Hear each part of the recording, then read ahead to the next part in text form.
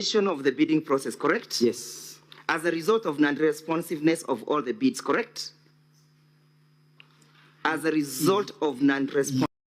The question that appears here is, if there was a number of companies that made the application, why was Deputy President and also a son trying only to intervene on this one mentioned company?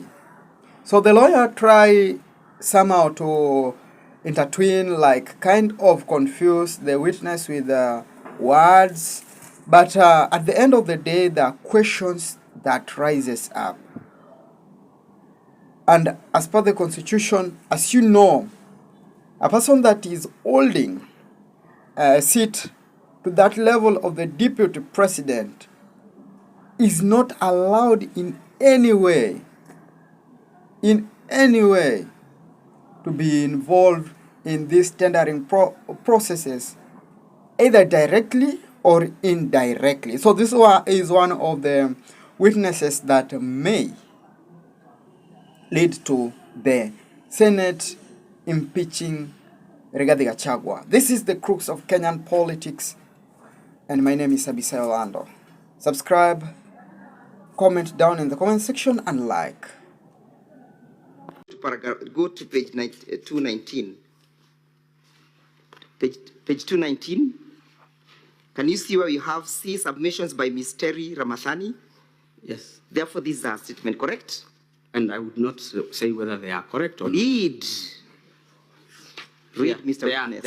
They are Terry Ramathani. So we understand who is now speaking at paragraph 17, correct?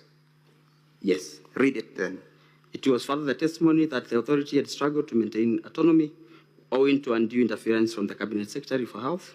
The authority had failed to maintain autonomy due to the interferences by? Yes, that is Terry's statement. Read it. By the Cabinet Secretary for Health. Have you seen any interference that indicates that the Deputy President of the Republic of Kenya interfered with the process? I have not. From the report? And I cannot own or disown. I'm asking. It's not my statement. Have you seen that statement speaking to the person of the Deputy President? It is not. Thank you. Not mine. And it speaks as to who was interfering with the processes, correct? That's not my statement. Read. But it's not mine. Yeah, I know it's not yours. That's so I cannot own a statement that is not mine. I have not asked you to own it. I've asked you a simple thing, to read the statement as indicated. Who was interfering with the processes and the autonomy of KEMSA? According to that statement. According to the statement, the Cabinet Secretary for Health. What is the name of that Cabinet Secretary?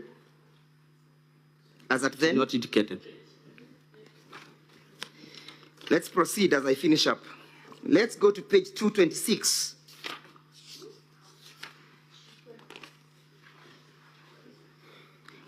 At paragraph 136, what is the Assembly Parliament saying? In the late April.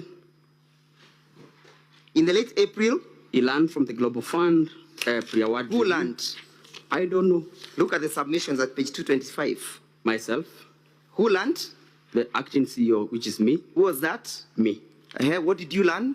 I learned in late April that the Global Fund pre-award review report that the airline's tender was to be cancelled on account of inconsistencies in the bid evaluation.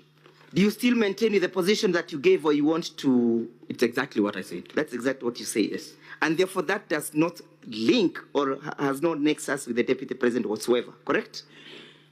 I think you are wrong. What did you say? You are not right on that one. Read, what does the statement say? What did you say? What did you say in Parliament? It says the Global Fund pre-award review that airline tender was to be cancelled on account of inconsistencies in the evaluation. It is the inconsistencies in evaluation that recommended an award to a bidder that had not paginated documents, which was a mandatory requirement. I have not asked you that question that you're attempting to answer. I have just simply asked you to read what you stated before Parliament. Then a question will follow. And you read in verbatim. I have read? Yes, read it again. I learned that the Global Fund pre-award review report that the LLN tender was to be cancelled on account of inconsistencies in the bid evaluation. And What was the reason for the cancellation? Inconsistencies in evaluation. In evaluation. Yes. Who was evaluating that tender? Technical Evaluation Committee. Does the Deputy President sit in that tender committee for evaluation? He doesn't. Was he involved? Okay, let's look at paragraph 38. Yes?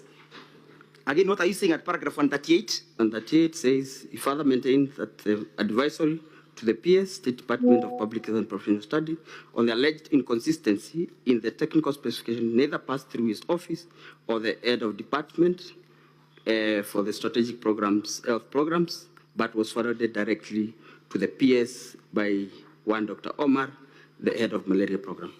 Mr. Witness, you are aware why we are here, yes? Yes, I am. Do you understand the charge in respect to this matter that the Deputy President is facing? I am here to... Do you understand? I understand. You understand that you allege that you are intimidated and bullied by the Deputy President, correct? Yes, I understand. And that is contained in your evidence, correct? Yes.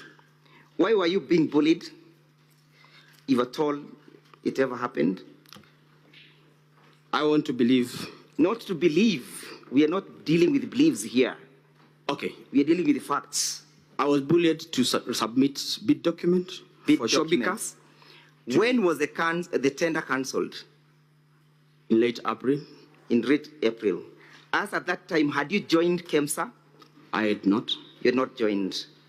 When were you purportedly called by the Deputy President? In August. In August. At that time, was the tender alive or it had been cancelled? Yeah. At that time, was the tender alive or it had been cancelled?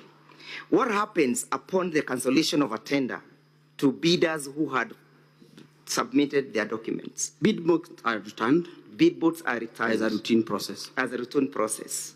Therefore, it is normal for somebody